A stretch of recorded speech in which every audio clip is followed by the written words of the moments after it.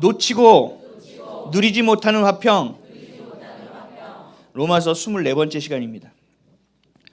여러분 워렌 버핏이라는 사람 압니까? 이 사람 모르는 사람 별로 없죠? 돈이 엄청 많은 할아버지죠. 제가 찾아보니까 나이가 지금 90세인가? 좀 넘었더라고요. 이 사람의 별명은 투자의 귀재입니다.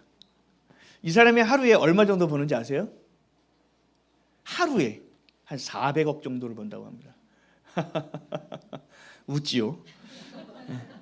근데 이 사람과 점심을 함께 먹을 수 있는 경매가 벌어졌습니다. 근데 그 경매에 낙찰가가 치열했는데 얼마인지 아세요? 40억이 넘는다고 합니다. 이 사람하고 점심 식사를 함께 먹는데 40억. 와, 진짜 대박이지 않습니까? 40억이라는 돈을 주면서 이 할아버지랑 예수도 잘 모르는 것 같은데 이 사람하고 밥을 먹을 가치가 있느냐? 우리가 진리의 잣대로 보면 전도할 수 있다면 그럴 수도 있겠다 싶지만 세상 사람들에게는 그 이상의 가치가 있다라는 겁니다. 왜냐하면 그 사람이 어떻게 하면 하루에 400억씩 버느냐 그 노하우를 알고 싶다는 거죠. 그리고 내가 해도 한다는데 왜 나는 안 되는지에 대해서 점검받고 싶은 겁니다. 노하우를 알고 싶어 하는 겁니다. 근데 이 사람을 아무나 만날 수 있을까요? 아무나 만날 수 없습니다.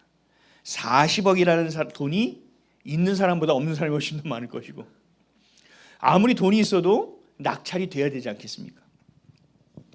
그러니까 이 낙찰받지 못한 사람, 이 사람을 못 만난 사람은 어떻게 하느냐? 이 사람이 쓴 책을 사서 봅니다. 그리고 워렌 버핏에 관하여 쓴 책을 또 찾아서 읽어봅니다. 왜요? 노하우를 알고 싶으니까요. 이 사람처럼 돈을 많이 벌고 싶으니까요. 여러분도 마찬가지입니다. 내가 어디서 와서 왜 살며 어디로 가는지에 대한 명확한 이유를 여러분들이 깨닫게 된다면, 그것을 누군가가 알려준다면, 또 그 사람이 믿을 만한 사람이라면, 요즘 말로 세상에서도 셀럽 중에 셀럽이라면 여러분 그분을 만나고 싶겠습니까? 안 만나고 싶겠습니까? 자존감이 매우 높네요. 어떻게든 비결을 알고 싶지 않겠습니까? 만나고 싶을 겁니다. 여러분 그렇다면 하나님은 어떻습니까? 천지를 창조하시고 여러분의 생명을 주시고 모든 것을 알고 계시는 하나님, 여러분 만나고 싶습니까? 아니면 부담스럽습니까? 아니면 내가 죄를 지은 걸 좀 저기다가 좀 구석에 갖다 놔가지고 하나님 혹시 두렵지는 않습니까? 여러분 하나님 반드시 만나야 됩니다. 하나님은 여러분의 삶이 되게 해주신 분, 생명을 불어넣어 주신 분이고 여러분의 삶을 디자인하신 분입니다. 그래서 여러분이 살아간 이유를 알고 계시는 분입니다. 그러니까 그분을 만나지 않고서는 여러분의 삶의 이유를 찾을 수가 없습니다. 여러분이 어떻게 살아야 되는지, 왜 사는지에 대한 이유를 알 수가 없습니다. 만나야만 합니다. 그런데 하나님을 만날 수가 없습니다. 40억이 없어서 하나님을 못 만나느냐? 아닙니다. 우리 죄 때문입니다. 우리 죄로 인하여 하나님을 대면한다면 우리 구제받을 사람은 아무도 없습니다. 원래 인간은, 아담과 하와는 에덴 동산에서 누구와 함께 있었죠? 하나님과 함께 있었죠. 늘 하나님과 동행했단 말이죠. 그런데 죄를 짓는 순간 죄로 인하여 쫓겨나가게 됐고 하나님과의 그 관계가 단절된 겁니다. 그래서 예수 그리스도가 이 땅에 오셔서 그 피값으로 인하여 내 죄를 대신 속량해 주신 그 은혜로 말미암아 하나님과의 교제의 길이 다시 열리게 된 겁니다. 나를 위해서, 여러분의 죄를 위해서 해결해 주시기 위해서 예수님이 이 땅에 오셨고 십자가에서 대신 그 죄의 대가를 치러 주셨으며 우리를 영원히 살리기 위하여 부활의 첫 열매가 되어 주신 겁니다. 이것을 믿는 자들에게, 이 믿는 자들을 하나님께서 의롭다고 여겨주신 자가 구원받는 겁니다. 이것이 오늘의 본문이에요. 1절 말씀이에요. 시작. 그러므로 우리가 믿음으로 의롭다 하심을 받았으니 우리 주 예수 그리스도로 말미암아 하나님과 화평을 누리자. 아멘. 우리가 믿음으로 의롭다 하심을 받았으니, 워렌 버핏을 만나기 위해서 40억을 주지 않아도 천지를 창조하신 그 위대하신 하나님을 우리는 언제나 만날 수 있게 된 겁니다. 여러분 이게 대박인 거예요. 그 모든 것을 가지신 분을 워렌 버핏을 만나려도 낙찰을 받아서 40억을 줘야 되는데 모든 것을 가지신 하나님을 만나는데 우리는 언제든지 만날 수 있게 된다는 겁니다. 왜요? 그 길을 예수님이 그 길을 내어주셨기 때문에 그렇습니다. 여러분들의 죄를 어떤 짐승에게 전가하고 그 짐승을 피 흘려서 죽이지 않아도 우리는 예수 그리스도가 우리를 위하여 피 흘려 죽으신 어린 양이 되어주셨기 때문에 화목제물이 되어주셨기 때문에 저와 여러분은 제가 속량 받았기 때문에 하나님 앞에 언제든지 나아갈 수 있게 된 겁니다. 여러분 이거보다 더 큰 축복이 어디 있냐고요. 이보다 더 큰 은혜도 없습니다. 죄로 인하여 단절된 그 관계를 예수 그리스도를 믿는 믿음으로 그 믿음을 의롭다 하심으로 연결해 주셨고 그리고 우리에게 하나님과 우리의 관계가 화평함이 되어진 겁니다. 골로새서 1장 19절에서 22절 말씀 읽겠습니다. 시작. 아버지께서는 모든 충만으로 예수 안에 거하게 하시고 그의 십자가의 피로 화평을 이루사 만물 곧 땅에 있는 것들이나 하늘에 있는 것들이 그로 말미암아 자기와 화목하게 되기를 기뻐하심이라. 전에 악한 행실로 멀리 떠나 마음으로 원수가 되었던 너희를 이제는 그의 육체의 죽음으로 말미암아 화목하게 하사 너희를 거룩하고 흠없고 책망할 것이 없는 자로 그 앞에 세우고자 하셨으니. 아멘. 십자가의 피로 우리에게 화평을 이루어 주셨다. 그 화평으로 하나님과 화목된 자들이 된 것, 이것이 저와 여러분이 하나님의 자녀로서의 신분을 회복한 것이다. 여러분의 정체성이 온전하게 다시 회복된 결정적인 사건이다. 여러분 이게 십자가 사건입니다. 이게 우리를 향한 하나님 아버지의 사랑이라는 거죠. 여기까지는 다 알죠? 맞아요. 사랑이에요. 그래요. 그러면 여기까지가 끝일까요? 아니요. 그 사랑은 오늘도 여전히 지속되고 있습니다. 그러면 많은 사람들이 얘기해요. 제가 어제도 기도했는데 하나님 응답 안 하시던데요. 제가 그렇게 힘들고 어려운 그 심각한 고난 속에서도 그렇게 주님을 부르짖었는데 주님 침묵하시던데요. 그래서 그 안에서 제가 실망하고 또 넘어졌는데 지금도 하나님이 나를 사랑하고 계시다고요? 라고 얘기하는 사람들이 많습니다. 그러나 맞습니다. 저와 여러분을 위해서 십자가에서 죽으심으로 화목제물이 되어주신 것, 그래서 하나님과 우리 관계를 화평함으로 이루어주신 것, 여기서 끝이 아니에요.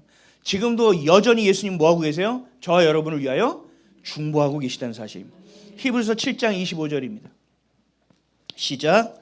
그러므로 자기를 힘입어 하나님께 나아가는 자들을 온전히 구원하실 수 있으니 이는 그가 항상 살아계셔서 그들을 위하여 간구하심이라. 아멘. 저 여러분을 위해서 오늘도 예수님께서 하나님 우편에 앉아 계시면서 계속 기도해 주고 계시다는 겁니다.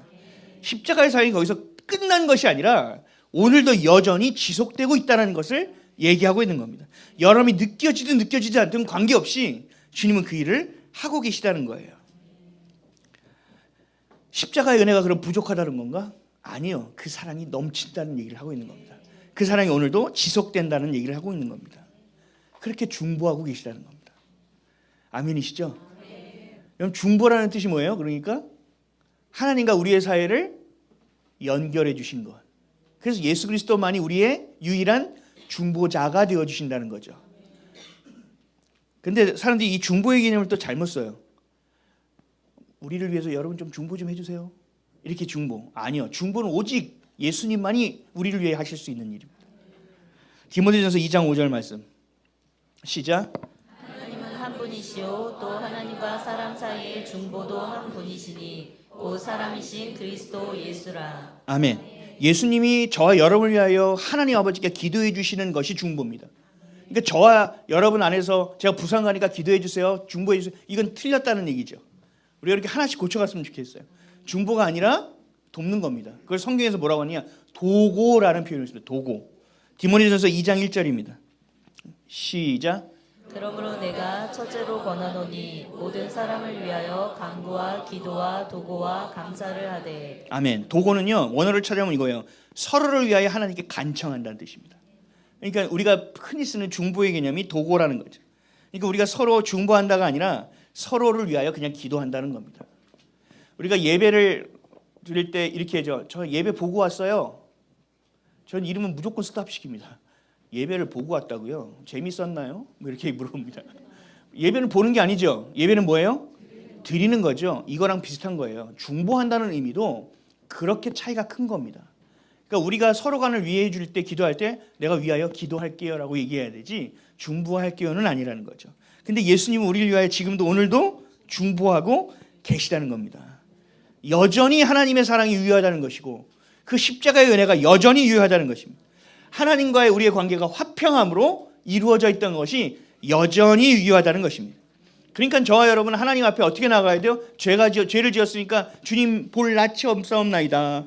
오늘은 제발 저를 떠나 주옵소서. 이렇게 기도하나요? 아니죠. 예수 그리스도의 피값을 의지하여 그 십자가를 의지하여 하나님 앞에 나가는 겁니다. 히브리서 10장 19절에서 20절입니다. 시작. 그러므로 형제들아 우리가 예수의 피를 힘입어 성소에 들어갈 담력을 얻었나니 그 길은 우리를 위하여 휘장 가운데로 열어놓으신 새롭고 산 길이요 휘장은 곧 저의 육체니라. 아멘. 그러므로 우리는 예수 그리스도로 인하여 그 십자가에서 쏟으신 그 피값으로 인하여 그 은혜로 인하여 언제나 어디서나 하나님 아버지께 나아갈 수 있게 됐다는 겁니다. 아멘이시죠? 이게 믿어지면 약간 단점도 하나 있습니다. 주님 앞에 무릎 꿇고 단정하게 나가던 사람이 이게 믿어지면 어떻게 되냐? 주님 이러고 뭐 런닝구 입고 주님 앞에 나가고 어느 날 주님 제가 허리가 너무 아파서 그러는데 좀 누워서 기도 좀 할게요. 잘못됐다는 것이 아니에요. 주님 앞에 이렇게 친밀하게 나아갈 수 있는 것들이 우리 안에 생겨진다는 얘기입니다. 왜요? 우리는 하나님 아버지의 자녀가 됐기 때문입니다. 자녀가 아버지한테 나갈 때 아빠 저 오늘 설렁탕이 좀 먹고 싶어요. 예를 들어서 저희 아들은 감기 들면 설렁탕 먹는 걸로 알고 있었거든요. 제가 뜨거운 걸 먹어야 된다 이렇게 해가지고 아빠 설렁탕이 먹고 싶어요. 이건 제가 감기 기운이 있어요 이런 뜻이에요. 그래서 설렁탕이 먹고 싶어요. 근데 저희 아들이 아버지가 요즘 생활이 좀 어려워 보이고 오늘 좀 피곤해 보이니 오늘은 내가 아버지께 좀 더 간청을 드려야겠다. 그리고 옷을 정장을 입고 가서 아버지한테 무릎을 딱 꿇고 아버지 피곤한 걸 제가 아오나 제가 설렁탕이 너무 심히 먹고 싶사오니 아버지의 의중은 어디에 있나이까? 이렇게 물어보는 아들이 있어요? 미친 거죠. 그렇게 안 하죠. 아빠 피곤해? 근데 설렁탕 먹으면 안 될까? 이렇게 얘기하는 게 자녀의 모습이죠.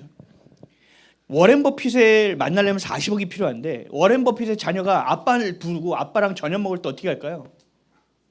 아빠 내가 입금했는데 만나줄 거지 이렇게 할까요? 아니죠. 아빠 저녁 때 시간인데 왜 약속이 있는데 나 오늘 아빠 꼭 만나서 할 얘기가 있는데 그래? 그럼 내가 약속을 좀 미룰 수 있으면 미뤄볼게. 그리고 아빠하고 저녁 식사하는 거 아니겠습니까? 자녀는 언제나 아버지를 향할 수 있는 겁니다. 자녀는 언제나 부모를 향할 수 있는 겁니다. 제가 예전에 어떤 부모님에게 이런 얘기를 했어요. 우리 고향은 어디고요? 우리 고향은 어디여요? 막 이런 얘기예요. 그래서 제가 그런 얘기는 그건 고향이 아니에요. 태어난 데지. 자녀들의 고향은요. 부모가 있는 곳이 고향입니다. 그리고 자녀들한테 미안하다는 얘기 그만하십시오. 고맙다고 하세요. 그냥. 하나님과 우리의 자녀의 관계를 알게 되면 내 자녀와의 관계도 어떻게 해야 되는지를 알게 됩니다. 여러분들이 진짜 하나님 앞에서 아들과 딸의 자격, 그 정체성과 신분을 온전히 찾게 될 때 그 부모는 비로소 자녀들에게 아비와 어미의 역할을 할 수 있다는 거예요. 하나님 아버지의 관계가 안 되니까 자녀들의 관계도 어떻게 되는지 모르겠고 아내와 남편과의 관계도 어떻게 될지는 모르겠는 거예요. 그러니까 맨날 속으로 어떻게 돼요? 삐지기만 해요. 그 삐지는 게 쌓이고 쌓이다가 어떻게 돼요? 화가 돼요. 그 화를 표출하면 분노 조절 장애가 되고요. 그 화를 표출하지 않으면 어떻게 돼요? 안에 뭐가 생겨요. 몸에 아픈 게. 이게 화병도 생기고. 그러니까 이게 뭐예요? 하나님과의 관계를 알지 못하는 하나님과의 관계 안에 있을 때 우리가 화평을 누릴 수 있는데 그것을 모르니 인간 안에서의 관계 안에서의 화평도 누릴 수 없게 되는 겁니다. 알 수도 없게 되는 겁니다. 여러분들의 하나님의 자녀라는 신분은 이미 주어진 겁니다. 이미 소유된 겁니다. 다만 중요한 건 뭐예요? 여러분들이 그 약속에 붙들리지 않고 있는 것뿐입니다. 그 신분과 정체성, 그 약속을 누리지 못하고 살아가고 있는 겁니다. 여러분이 하나님께서 주신 그 관계 안에서의 평화는 반드시 누릴 수 있어야만 되는 겁니다. 근데 하나님을 만날 때 우리가 어떻게 하는지 아세요? 워렌 버핏을 만날 때 40억이 있어야 되듯이 하나님 앞에 나아갈 때 자기도 뭔가 굉장히 수고하고 노력해야 된다고 생각해요. 그렇지 않다고요. 아버지 앞에 나아가는 자녀가 뭘 또 수고하고 노력해서 아버지 앞에 나아갑니까? 친밀함으로 나아가는 겁니다. 아버지 오늘 제가 아파요. 아버지 오늘 제가 짜증났어요. 아버지 왜 말이 없어요? 그렇게 과묵하신 분이었어요? 이렇게 해서 하나님 아버지 앞에 나아갈 수 있어야 되는데 그게 안 되는 거예요. 왜요? 내 신분이 아들이라는 신분을 잘 모르니까. 하나님이 나의 아버지라는 것이 와닿지가 않으니 이 관계가 안 되는 겁니다. 결국은 뭐냐? 하나님 아버지의 사랑을 모른다는 겁니다. 그러니까 다가가지를 못하는 겁니다. 그 사랑이 얼마나 큰지를 모르는 겁니다. 결국 뭐냐? 어디까지 가냐? 나는 사랑받지 못할 존재라고 생각합니다. 스스로가. 아니요. 거꾸로인데. 너는 내가 너를 태어나게 한 이유가 뭔지 알아? 내가 너를 사랑하기 위함인데 우리는 거꾸로 그 사랑을 모르고 하나님의 시선에 눈을 맞추지 않으니 나는 사랑받는 존재가 아니라고 생각하는 겁니다. 그러니까 뭐예요? 세상 안에서도 인정받아야 된다고 생각하는 거죠. 사랑을 충분히 받은 자녀들은요. 나가서 막 인정받으려고 하지 않아요. 막 인정받으려고 하는 애들 보면 웃지요. 그래 네가 다 해. 그래 너 이름 높여.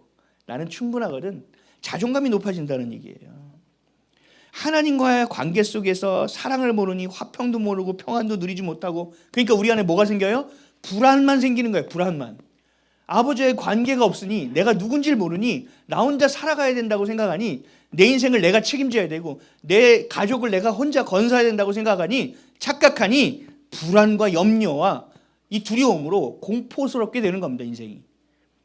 하나님이 이미 주신 화평도 누리지 못하는 겁니다. 오늘 본문 1절 다시 한번 읽어볼까요? 시작. 그러므로 우리가 믿음으로 의롭다 하심을 받았으니 우리 주 예수 그리스도로 말미암아 하나님과 화평을 누리자. 아멘. 여러분 화평을 누려야만 합니다. 여러분이 뭔가 불안하시고 막 염려가 돼요? 그건 여러분 하나님과의 관계를 점검해야 되는 겁니다. 나 같은 게 살아서 뭐 할까? 난 무기력해. 마라나타. 진짜 주님이 오셔서 이 땅을 하시는 게 아니라 내가 너무 힘드니까 데려가소서. 여러분 그게 하나님 앞에서 부모 앞에서 할 짓입니까? 이게 얼마나 경거망동과 교만한 거 오만한 건지 아셔야 됩니다. 하나님의 사랑을 모른다는 건 거기서 끝나는 것이 아니라 결국 죄의 길로 들어서게 되는 겁니다. 이미 하나님이 우리 아버지가 되시고 우리에게 자녀의 신분을 허락해 주셨음에도 불구하고 나는 고아구나라고 생각하고 살고 있는 겁니다. 헤매고 있는 겁니다. 사랑을 주고 있는데 사랑을 못 받아. 내가 안 보고 인정을 안 하니까. 그러니까 채우긴 해야 되니까 어디 가요? 세상에서 그 사랑을 찾으려고 방황하는 겁니다. 제가 초등학교 4학년 때 첫 가출을 시도했습니다. 어머니 듣고 계시나?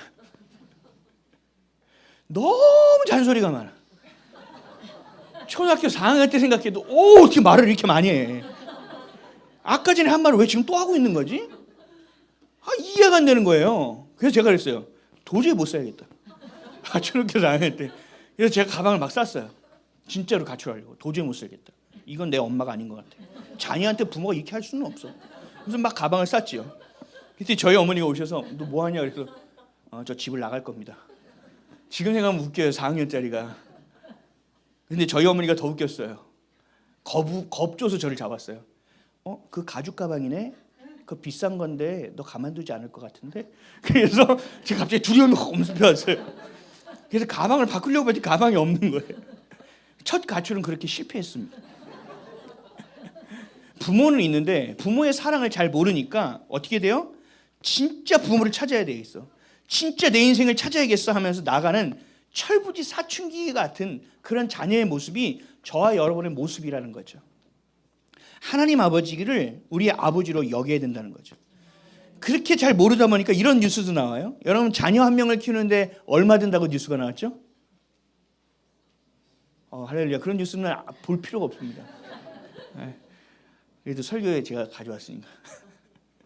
자녀 한 명을 낳기 되는데 2억이 든다는 뉴스가 나왔습니다. 나라의 출산율은 곤두박질쳐서 나라가 없어진다고 얘기하는데 이런 뉴스를 나오는 게 너무 웃기지 않습니까? 나라가. 그러니까 생각하는 거예요. 지금 내가 혼자 나를 건사하기도 힘든데 이 회사에서 언제 잘려나갈지도 모르는데 아이를 낳으면 한 명당 2억이 든다고? 우리 아이 저기 셋이 있는데 6억입니다. 그러니까 결혼은커녕 그러니까 이게 막 동거들을 하는 겁니다. 그리고 뭐예요? 나는 절대 애를 낳지 않을 거야. 자기가 결정합니다. 그러다가 나중에 자녀를 주시는 것이 나에게 축복이라는 것이 깨달았을 때는 많이 늦습니다. 늦어버려요. 생산 능력을 잃었거나 그런 상황이 안 되거나. 왜 그런가? 이건 하나님과의 관계가 빠졌기 때문입니다. 많은 사람들이 하나님의 말씀을요 변수라고 생각합니다. 아 그래 맞아 하나님 말씀이 빠졌지 내가 제정신이 아니네 하나님 말씀을 집어넣어야지 하나님 말씀을 넣어야지 아니요 그게 잘못된 거예요. 주어가 빠진 거예요. 하나님으로 인하여 살고 하나님으로 말미암아 살아야 되는데 그게 빠져버린 거예요. 주어가. 그러니까 결혼을 왜 해야 되지? 나 너무 힘든데 애를 낳는데 2억이 든다고? 미쳤네. 내가 얘를 왜 낳아? 나라가 문제야. 애를 낳을 환경을 만들어줘야지 애를 낳지. 이런 이상한 생각을 하는 거예요. 이게 뭐예요? 비성경적인 얘기란 말이죠. 근데 예수를 믿는 그리스도인들도 이것을 귀에다가 잘 듣고 하나님의 말씀처럼 마음에 잘 간직하고 이거를 매일 묵상합니다. 애들이 막 귀여워해. 막 귀여워하니까 아이고 시집갈 때가 됐구나. 그런 말씀 하지 마세요. 그리고 또 어디 가서 이 애가 영어 유치원 다닌다 그러면 얼마예요? 미쳤나 봐. 학원 뭐 애들 뭐 대학 어디 보낼 거예요? 뭐 이런 뭐 제가 알아서 하겠지. 뭐 학원은 몇 개 보내는데요. 얘 때문에 내가 등이 휘어. 몇 개 보내는데 얘 때문에 몇백 나가. 나는 애를 낳으면 안 되겠구나. 나는 살 수 없겠구나. 자신이 누군지도 모르고 내가 왜 사는지도 모르고 결혼이 뭔지도 모르고 하나님 주신 자녀가 하나님이 왜 주시는지도 모르고 하나님과의 관계가 빠져버리니까 모든 걸 돈으로 계산하는 겁니다. 세상 사람들처럼 2억이라고 이렇게 되는 겁니다. 바보같이 사는 거죠. 사랑을 몰라서 그래요. 사랑을 모르면 다 뭘로 계산하느냐? 돈으로 환산하게 돼 있어요. 돈으로. 가치를. 자녀도 많은 사람이 이렇게 해요. 내가 우리 자녀들 굶기지도 않고 입히고 학교 다 보냈는데 내가 부모로서의 역할을 다 한 거지. 하나님과의 관계를 보니까 다 했다고 착각하는 겁니다. 아내들도 마찬가지. 남편이 아내한테 할 때 야 내가 생활비를 안 갖다 줬냐? 생활비 갖다 주면 다 한 걸로 착각하고 앉아 있는 거예요. 왜요? 사랑을 모르니까요. 그러니까 화평을 누릴 수가 없는 겁니다. 자녀가 제대로 자란다면 또 부모가 제대로 된 부모라면 였다면 자녀는 성인이 된 후에 부모님의 은혜를 반드시 경험하게 됩니다. 우리 어머니가 날 키우느라고 2억이나 드셨네. 이렇게 생각 안 합니다. 헌신하셨구나. 이렇게 먹고 싶은 걸 참으면서 나를 먹이셨구나. 이런 것까지 하면서도 나를 도와주셨구나. 이렇게 생각하는 그 사랑의 관계 안으로 들어간다는 거죠. 근데 그게 아니야. 야 내가 너를 먹이질 않았냐? 학원을 안 보냈냐? 머리는 누굴 닮아서 저런 거야? 공부를 안 하는 거니? 못하는 거니? 집에서 그런 소리를 하고 있으니 자녀들이 하나님과의 관계 안에 들어갈 수 있겠냐는 거예요. 부모의 관계도 안 되는데 엉망진창이 되는 겁니다. 하나님 앞에서 주신 그 화평, 십자가의 은혜, 그래서 우리에게 주신 그 사랑을 깨닫게 된다면 여러분 반드시 믿음을 갖게 되고 그 믿음으로 순종의 삶으로 나아가기를 결단하게 되는 겁니다. 그 한량없는 은혜를 경험하게 됐다면 내가 하나님께 이렇게 외치는 거예요. 하나님 제가 무엇을 할까요? 제가 하나님 가러가는 것을 가고요. 하나님 원하는 일만 하면 살겠습니다. 라는 내 안에서의 고백과 선포가 나오게 된다는 거죠. 저도 그 사랑을 깨닫고 난 후에 기도가 바뀌고 삶의 태도가 바뀌었습니다. 저는 하나님이 제 기도를 응답을 안 하시는 거예요. 제가 그렇게 간절히 기도하는데 듣는 것 같지도 않아요. 그래서 제가 어떻게 했는지 아세요? 교회 가가지고 마음을 먹었어요. 저희 교회에 있구나. 가서 돌을 하나 집어넣었어요. 짱돌을. 그래서 집어던졌습니다. 교회로. 있으면 나와라! 그러고 처음에 어떻게 했냐면 하늘을 향해 돌 던졌거든요. 내 옆에 뚝 떨어지더라고요. 깜짝이야. 이건 내가 큰일 나겠다. 이건 안 되겠다. 그래서 막 찾았는데 교회가 보이는 겁니다. 교회에 돌을 집어던졌습니다. 하나님 있으면 나와보라고. 근데 하나님의 사랑을 내가 좀 경험하기 시작하니까 내가 하나님의 자녀라는 걸 깨닫기 시작하니까 내 가치가 바뀌는 겁니다. 하나님 내가 필요한 존재인가요? 하나님 내가 이유가 있어서 살고 있다고요? 나 같은 게요? 나 같은 것도 쓰실 수 있어요? 내가 필요하다고요? 거짓말 아니죠? 이렇게 되니까 제 눈빛이 바뀌기 시작하는 겁니다. 새벽 기도하다가 전봇대를 붙들고 한참 울었다니까요. 주님, 제가 드릴 것이 없는데, 돈도 없고 능력도 없고 아무것도 없는데, 제 몸밖에 드릴 거 없는데 몸도 건강하지 못합니다. 주님, 제가 뭘 드려야 될까요? 그러면서 새벽에 전봇대 잡고 막 울었습니다. 왜요? 제가 하나님 자녀라는 사실을 깨달았기 때문에 그래요. 하나님 아버지의 자녀라는 사실, 그 주신 화평을 누릴 수 있는 자가 나라는 것을 깨달았고, 이 세상이 그러니 어떻게 보이기 시작하느냐? 하나님 중심으로 보이기 시작하는 거예요. 역사의 주인은 하나님이시구나. 그래, 내가 이 골방에서 기도하는 것도 하나님 다 듣고 계시겠구나. 그렇다면 내가 기도를 한 것을 하나님께서 하나님의 때에 이루시겠지. 하나님이 나를 버리지 아니한다고 약속하셨고, 나를 고아처럼 여긴다고 하지 않으셨고, 반드시 나와 함께 한다고 약속하셨으니 내가 한번 믿어보겠어. 제가 이렇게 된 거예요. 사실은 내가 자녀로서의 깨달아진 것도 있지만 다른 어떤 걸 붙잡을 수 있는 게 없는 거예요. 하나님이 제발 하나님이셔야 되는 거예요. 그거 외에는 내 인생에 소망이 없는 거예요. 제발 예수님이 십자가에서 죽은 이게 진짜여야 돼. 이게 된 거예요. 하나님이 없으면 내 인생 진짜 꽝이야. 하나님이 계셔야만 돼. 이런 이 마음도 있었다고요. 근데 그게 내 안에 새겨지고 믿어지기 시작하니까 이 마음에 뭐가 있느냐? 화평이 생긴 겁니다. 불안이 사라지고요. 됐겠다라는 생각이 드는 겁니다. 개척하고 10년 동안도 아무런 일도 벌어지지 않고 제 계획대로 된 일도 하나도 없었음에도 불구하고 매일처럼 걸어갈 수 있었던 이유가 여기 있는 겁니다.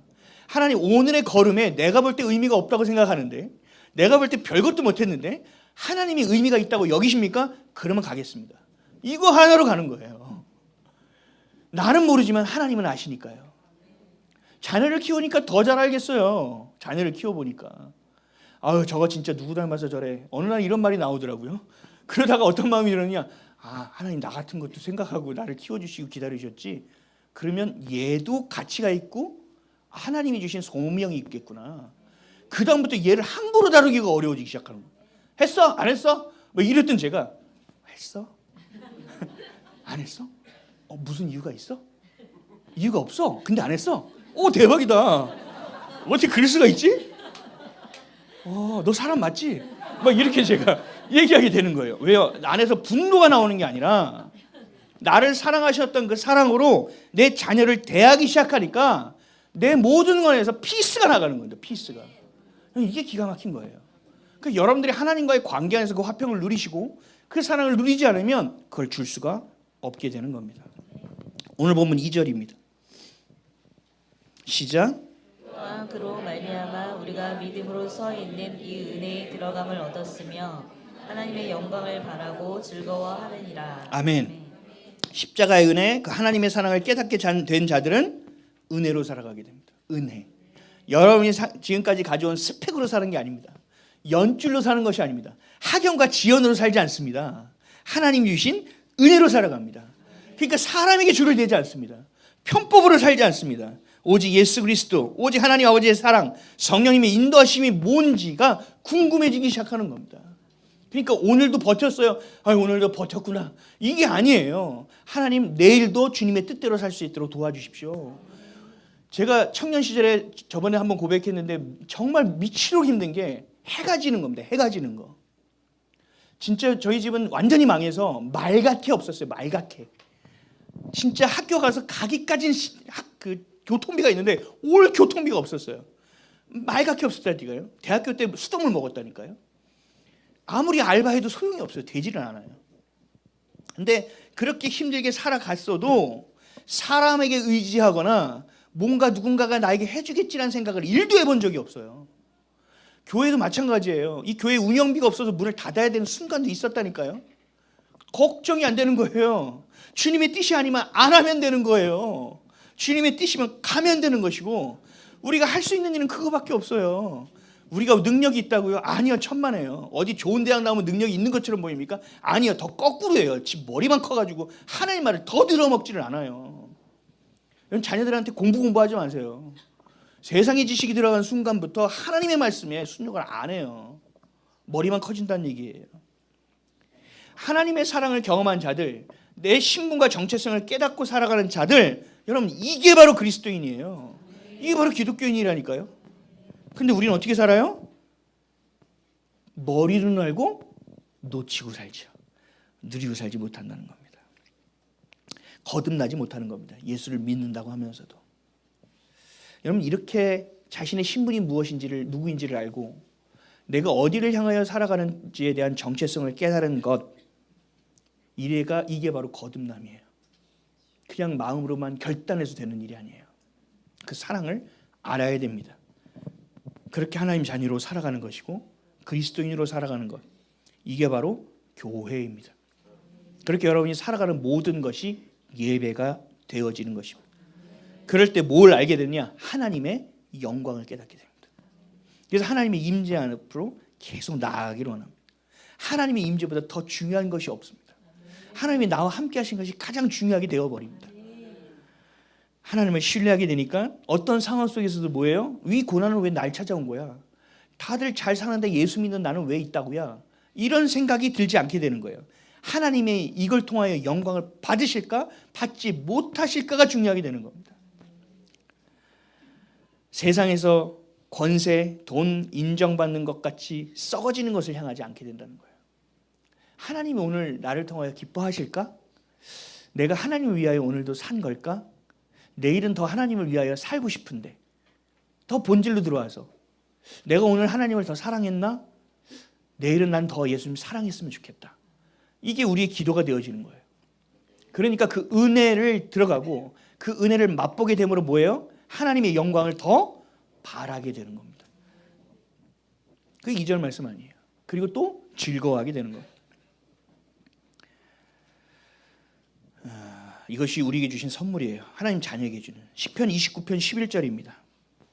시작. 여호와께서 자기 백성에게 힘을 주시며 여호와께서 자기 백성에게 평강의 복을 주시리로다. 아멘이십니까? 여호와께서 자신의 백성에게, 다시 말하면 하나님 아버지가 자신의 자녀에게 뭘 주기를 원한다고요? 힘을 주기를 원하고 평강의 복을 주기를 원한다는 거예요. 그 화평하게 해주신 그 관계의 회복이 바로 평강의 복입니다. 평강의 복. 그 복을 하나님은 하나님의 자녀들에게 주시겠다라는 겁니다. 복습 한번 할까요? 평안이 뭐라고 그랬죠? 평안, 성경에 나온 평안, 평강, 또 뭐 있죠? 화평, 또 뭐예요? 평화. 이거 같은 뜻이라고 그랬죠? 이게 무슨 뜻이라고 그랬죠?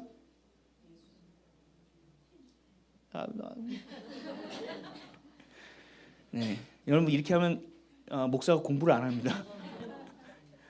헬라어로 에이레네라고 그랬죠. 에이레네라는 뜻은 뭐라고 그랬죠? 다시 하나가 된다는 겁니다.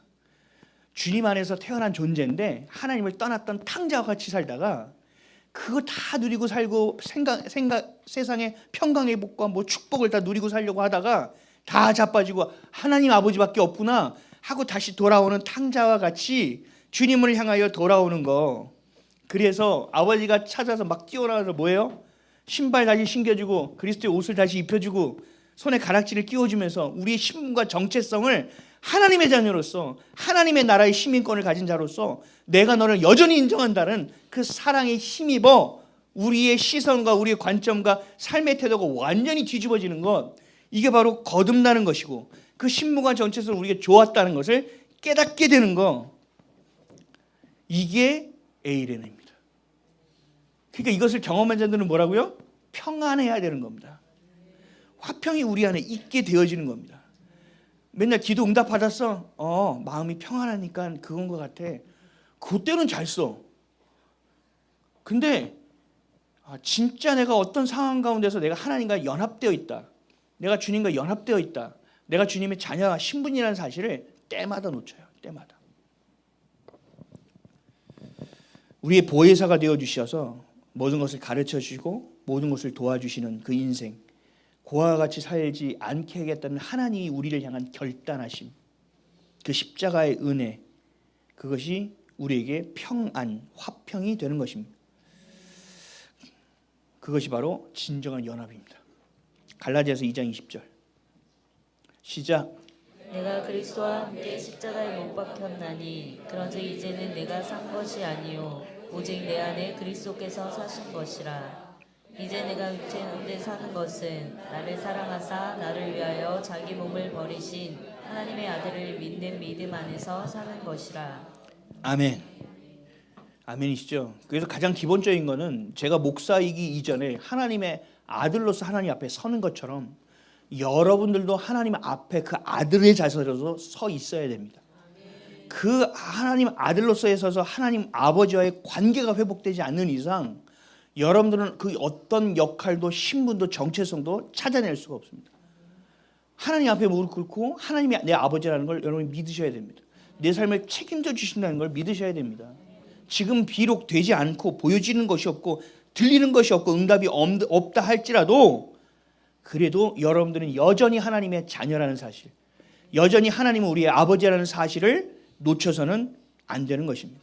이건 억지로 되는 게 아니에요. 본인이 경험해져야 되는 것입니다. 사랑하는 성도 여러분, 하나님 여러분을 사랑하십니다.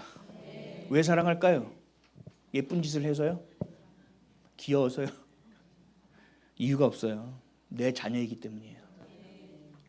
우리 자녀를 보면 저 새끼 저거 진짜 오늘은 보고 싶지도 않다. 이럴 때 있지 않으세요? 저만 그런가요? 그런데도 어떻게 해요? 밥 먹었냐?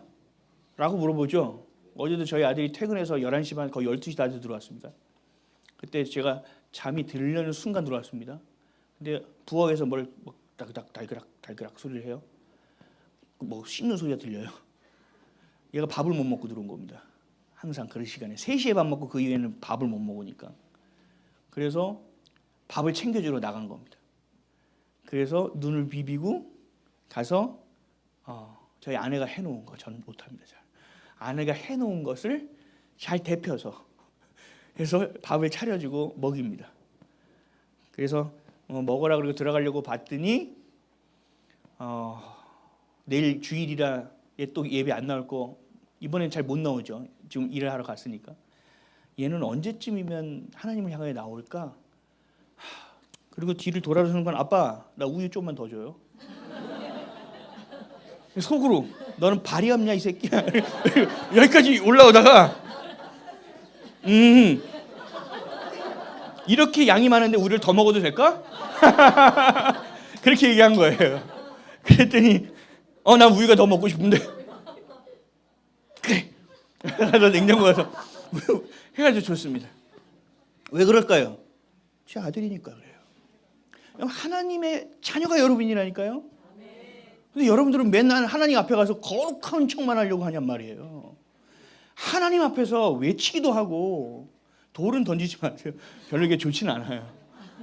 하나님께 저는 삿대질도 엄청 많이 했어요. 이게 있으면 좀 나오라고. 내가 답답해 죽겠는데 어떻게 된 거냐고.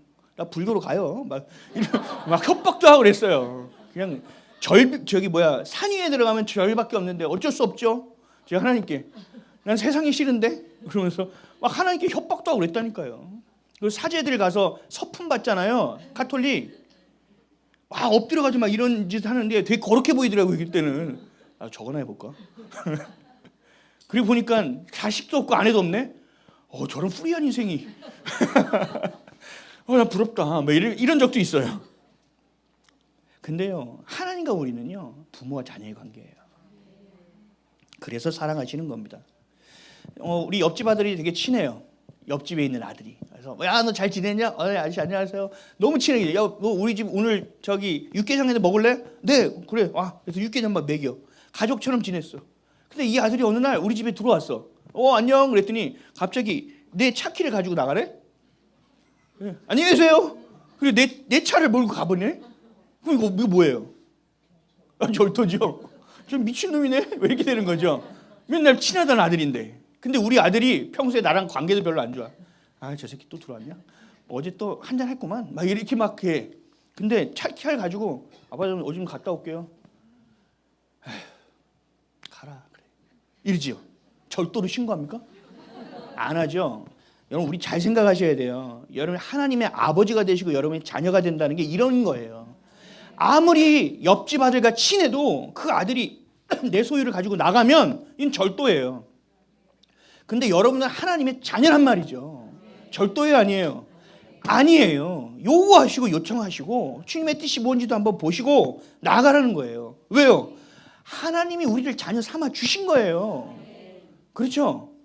여러분 태어나 보니까 이분의 아들이지요. 여러분 그 육신에 어머니 아버지 여러분 부모 여러분이 정했어요? 못 정하잖아요. 똑같아요. 하나님이 우리를 선택하신 거라니까요. 그럼 선택한 사람이 한 분이 우리를 책임지는 겁니다. 그렇죠? 맞잖아요. 그러니까 책임져 달라고 얘기하란 말이에요. 이게 자녀가 할 수 있는 기도란 말이죠. 스바냐 3장 17절입니다. 시작. 너희 하나님 여호와가 너희 가운데 계시니 그는 구원을 베푸실 전능자시라. 그가 너로 인하여 기쁨을 이기지 못하여 하시며 너를 잠잠히 사랑하시며 너로 인하여 즐거이 부르며 기뻐하시리라 하리라. 아멘. 여러분들이 뭔가를 잘해서요? 아니요. 여러분 뭔가 대단한 업적을 이루어서요? 아니요. 하나님께 뭔가 많이 갖다 드려서요? 아니요. 여러분들의 존재 자체란 말입니다. 하나님께서 기쁨을 이기지 못한다는 것은 여러분들이 뭔가 부족하고 뭐가 있어. 그럼에도 내가 이 자녀를 사랑하는 것에 압도되어서 다른 건 보이지 않을 정도로 우리 사랑한다는 게 원어적 뜻이에요.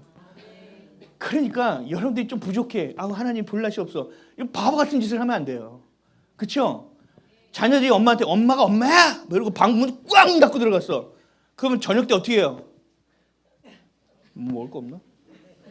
미안하다는 말은 차마 못하겠어. 자존심 때문에. 그럼 엄마도 이놈 새끼 좀 더 긁으면 안 될 것 같아. 그러니까 뭐라고요? 꼴에 배는 고픈가 보다. 앉아. 이러죠. 이게 뭐예요? 이게 부모와 자녀의 관계란 말이죠. 끊을 수 없는 관계라는 거죠. 근데 우리가 지금 삶을 살 때 부모다운 부모를 만난 경험이 있냔 말이에요.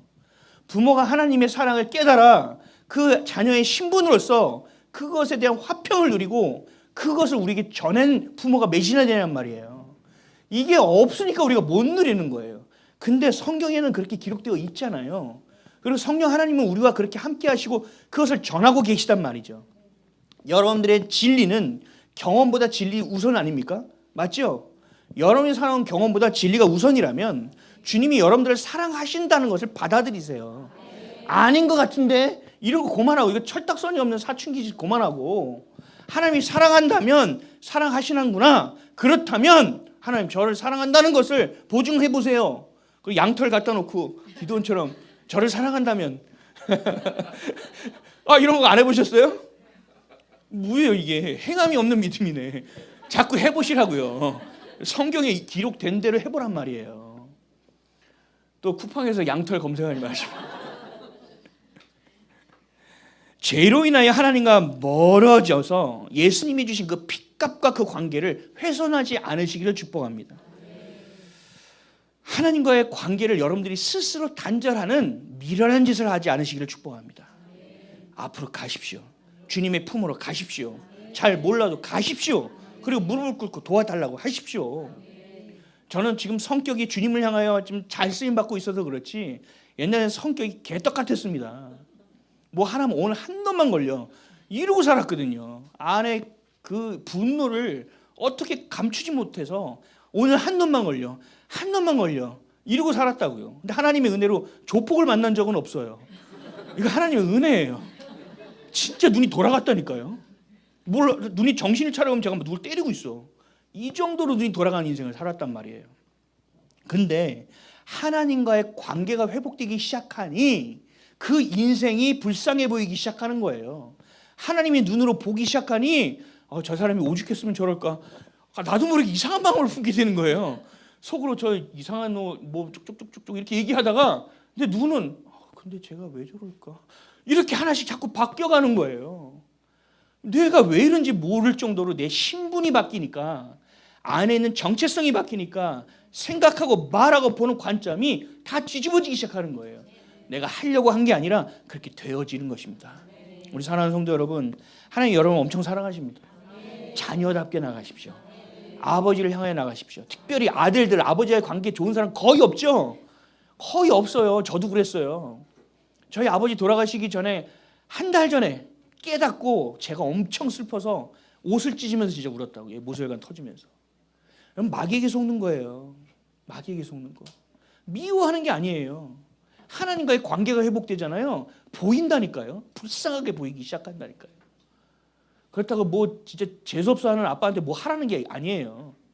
그 안에서 여러분들이 그 미움 안에서 벗어나야 된다는 얘기를 하는 거예요. 하나님의 사랑 안으로 들어가야 된다는 거죠. 아멘이십니까? 여러분들의 믿음을 하나님께서 의롭다 여기심으로 말미암아 여러분 안에 하나님과의 관계가 단절된 관계가 다시 회복됨으로 인하여 여러분들 안에 마음 가운데 화평이 임한다고 오늘 본문은 이야기하고 있는 겁니다. 그렇게 살아갈 때 여러분 안에서 하나님의 영광을 기뻐하게 되고 그 영광 안에서 살기를 원하는 인생으로 바뀐다는 얘기를 하고 있는 겁니다. 고아와 같이 살지 마십시오. 부모가 있어도 부모가 없다고 생각하고 사는 사람이 고아입니다. 영적인 고아는 뭐예요? 하나님 아버지로 여기지 못하는 게 영적인 고아 아니겠습니까? 교회 안에서도 고아투성이에요. 아니요. 우리는 신분이 그렇지 않습니다.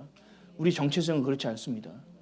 주님을 향하여 나아가시기를 아들답게 자녀답게 나아가시기를 주님의 이름으로 축원드립니다.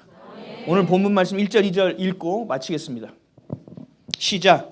그러므로 우리가 믿음으로 의롭다 하심을 받았으니 우리 주 예수 그리스도로 말미암아 하나님과 화평을 누리자. 또한 그로 말미암아 우리가 믿음으로 서 있는 이 은혜에 들어감을 얻었으며 하나님의 영광을 바라고 즐거워하느니라. 아멘.